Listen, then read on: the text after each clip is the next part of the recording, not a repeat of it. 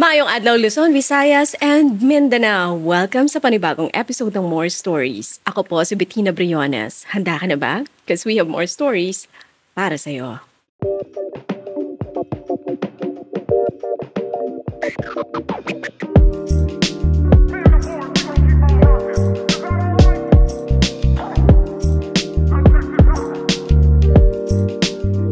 Magandang araw po sa inyo, Bettina, at sa lahat po ng nakikinig na inyong programa.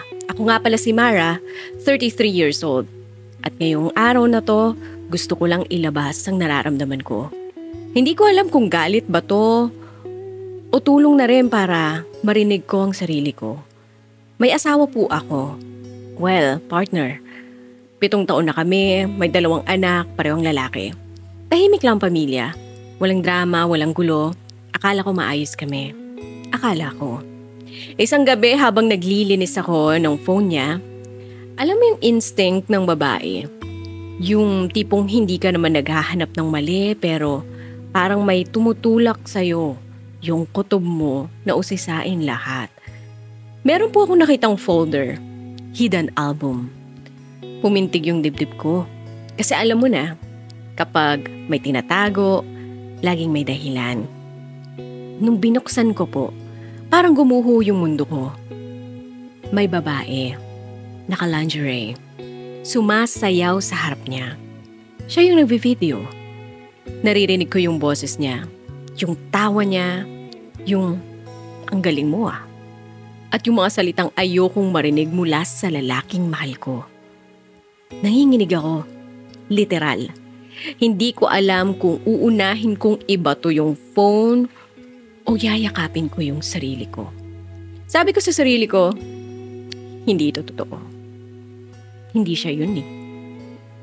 Pero alam ko, Bettina, alam kong boses niya yun. Ilang beses ko na siyang pinapatawad dati. Yung simpleng chat sa ibang babae na mga hi at you're too important to me. Sabi niya, wala lang daw yun. Biro lang daw. Friendly lang. At gaya ng tanga, naniwala ako. Kasi pag mahal mo, lagi mong pinipiling paniwalaan. Yung magpapakalma ng puso mo. Pero iba to, hindi na lang salita. May laman na. May katawan na. May kasalanan na. Sabi niya, hindi mo kasi ako pinapakinggan. Hindi mo pinaparamdam na appreciated ako. Na parang ako pang dahilan kung bakit naghanap siya ng iba. Na parang may kulang sa akin. Pero totoo, Bettina, ako yung 2 trabaho, ako yung laging puyat, ako yung nagtitipid para sa bahay na pinapangarap namin. Habang siya, nagrereklamo na hindi ko raw siya naaalagaan. Mabuting ama siya, oo. Pero ngayon hindi ko na alam kung mabuting tao pa rin ba. Tuwing gabi umiiyak ako ng tahimik. Kasi ayoko marinig ng mga anak ko. Ayoko makita nila na mahina ako. Pero sa totoo lang, wasak na po ako. Hindi ko alam kung kaya ko pang magpatawad o baka natutunan ko na lang masanay sa sakit. Hindi ko alam kung saan ako kumuha ng lakas nung gabing yun. Pero siguro, pag sobra ka ng nasasaktan, natututo ka ng tumindig kahit nanginginig ka pa. Hawak-hawak ko pa rin yung cellphone niya. Nakatayo ako sa may pintuan ng kwarto namin habang naliligo siya. Iniisip ko kung dapat ko ba siyang harapin o kung lulunukin ko na naman yung sakit gaya dati. Pero this time, hindi na kaya ng dibdib ko. Lumabas siya sa banyo, may tuwalya sa balikat. Nakangiti pa. Sabi, Han, kain tayo sa labas. Payday mo naman, di ba? Imagine that, Bettina. Ako yung kakain, ako yung gagastos, pero siya yung may panahon para sa iba. Tumayo ako. Tahimik. Inabot ang phone. At dun ko lang nasabi ang pinakamatagal ko ng kinikimkim. Sa tingin mo, hindi ko to makikita? Nagbago yung mukha niya. Mula sa ngiti, naging takot, tapos naging galit. Sabi niya pa, bakit mo binuksan yan? Ano na naman pinagsasaliksik mo? Lahat na lang hinala? Natigilan ako, Bettina. Kasi kahit malinaw ang ebidensya, kahit kitang-kita ang ginawa niya, ako pa rin ang sinisisi. Sabi ko, hindi mo ba naiintindihan? Sinira mo ko. Tayo, pamilya natin. At sa bawat salitang binibitawan niya, parang tinutusok ako. Na parang ako pang sinisisi niya, Bettina. And then I said something I never imagined I'd say. Alam mo ba kung bakit hindi ako makadikit sa'yo minsan? Kasi pagod ako. Pagod sa trabaho, pagod sa bahay, at pinakamasakit, pagod maghabol sa taong ako na nga ang pumapasan ng lahat, pero ibang babae pa rin ang inilalapit mo sa sarili mo. Hindi po siya nakaimik. Parang doon pa lang niya naintindihan. Doon ako huminga ng malalim. Yung tipong paghinga na parang may bibitawang bato. At kung may kulang man sa relasyon natin, sabi ko sa kanya, bakit hindi mo yun sinabi sa akin? Bakit hindi mo ko tinawag, kinausap, hinila, pabalik? Bakit sila? Bakit ibang babae? Naupo siya sa kama, tahimik. At yun ang pinaka malaking sagot na nakuha ko. Siguro hindi niya alam kung ano yung sasagot sa akin. Pero alam niyang mali siya. Umiyak ako, pero hindi yung hagulgol. Yung luha na tahimik pero mabigat. Yung mararamdaman mong buong taon na naipon siya sa dibdib ko. Sabi ko na lang, kung hindi mo ako kayang piliin, hindi mo rin ako deserve hawakan. Tumango siya at doon ako tuluyang gumuho. Kasi hindi man lang siya lumaban. Hindi man lang niya ako pinili. Hindi niya kami pinili. Hanggang dito na lamang po. At maraming salamat sa pagbabasa ng aking kwento. Lubos na gumagalang, Mara.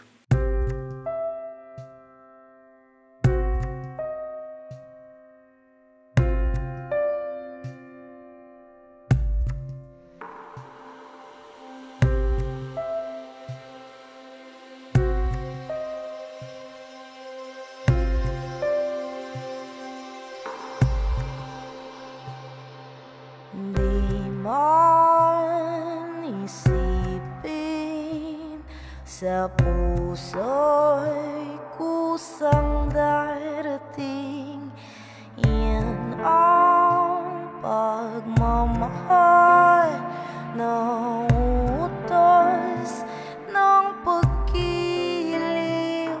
Kaya't di mailihim ang damdamin. Ligaya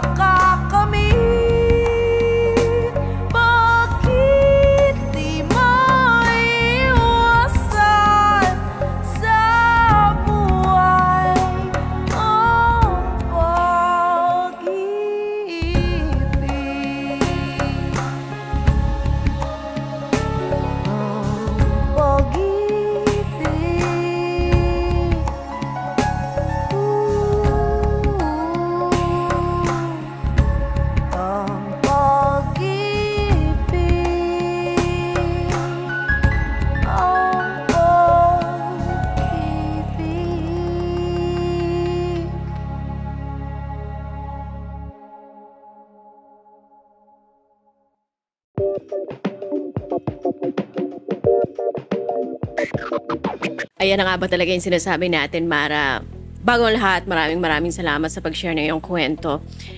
Yung mga hindi pagsagot, yung mga hindi paghabol, yung mga hindi pagpupumilit, yun na yung parang tinatawag nating closure. 'Di ba? Ako na happy naman talaga ako na may ganito ka ng realization, that poignant moment of clarity na nagbibigay talaga sa'yo ngayon ng parang tunay na pag-unawa sa mga nangyayari. Yes, medyo masakit. Talaga, medyo masakit pero at least malinaw. Malinaw na ngayon at kahit puno ka pa ng sakit na nararamdaman, nauunawaan mo kung ano yung kailangan mong gawin. Minsan, hindi mo na kailangan pang marinig yung paliwanag para alam mong mali ka ng pinaglalaban. At saka sa totoo lang, hindi mo kasalanan yung kakulangan ng tao na siya mismo may gawa. Kaya huwag mong sisisihin yung sarili mo. Dahil ang totoo, hindi mo obligasyon na punuin yung taong ayaw mabusog sa pagmamahal na binibigay mo sa kanya. Kung ayaw makontento, ikaw na nga ang gumagawa ng lahat. Siya pa yung may lakas ng loob na gumawa ng pagkakamali. Don't always get dramatic ending eh. Minsan, yung pag hindi pagsagot, yung katahimikan, yun na yung sumasagot talaga sa tanong mong, mahal pa ba ako nito? Mahal mo pa ba ako? Hindi naman ako na-happy na nagkaroon kayo ng problema ng asawa mo, pero alam mo yung na-happy ako dahil na-discover mo na. Hindi na talagang tumagal pa ng tumagal. Nakaka-amaze lang yung intuition ng mga babae, no? Yung kutob na nag-uudyok sa atin madalas na tignan mo yung bagay na gato, sasain mo tong ganito. Yung mas malalim na pagtitiwala dun sa nararamdaman ng mga babae. Importante talaga. Kaya kailangan din napakinggan natin yung sarili nating boses. Kasi mala-mala, base sa karanasan ng marami din naman talaga na lahat ng kutob, lahat ng kutob ng mga kababaihan ay talagang meron talaga pinanggagalingan. Ang masasabi lang kasi talaga natin dito ay kapag yung respeto na talaga yung nawala, ang hirap-hirap ng maibalik. At hindi maibabalik na isang sorry lang yan Pero alam mo kung ano yung kaya mo pang ibalik sa sarili mo, yung dignidad mo. Kapag ka pinili mo umalis sa lugar na hindi ka pinipili. Yun lamang kapamilyang Kamorkada, maraming salamat sa inyong pagtutok, sa lahat po ng patuloy na sumusuporta, sa lahat ng mga patuloy na tumatangkilik sa programa natin. Thank you. Kung saan ka man nanonood ngayon, Facebook, Spotify, YouTube, daghang salamat. Share niyo yung video na to. Kwento nyo rin sa mga Kamorkada natin na iba na maaari po kayong mag-send ang inyong kwento dito sa More Stories with me, DJ Bettina. Hanggang sa muli.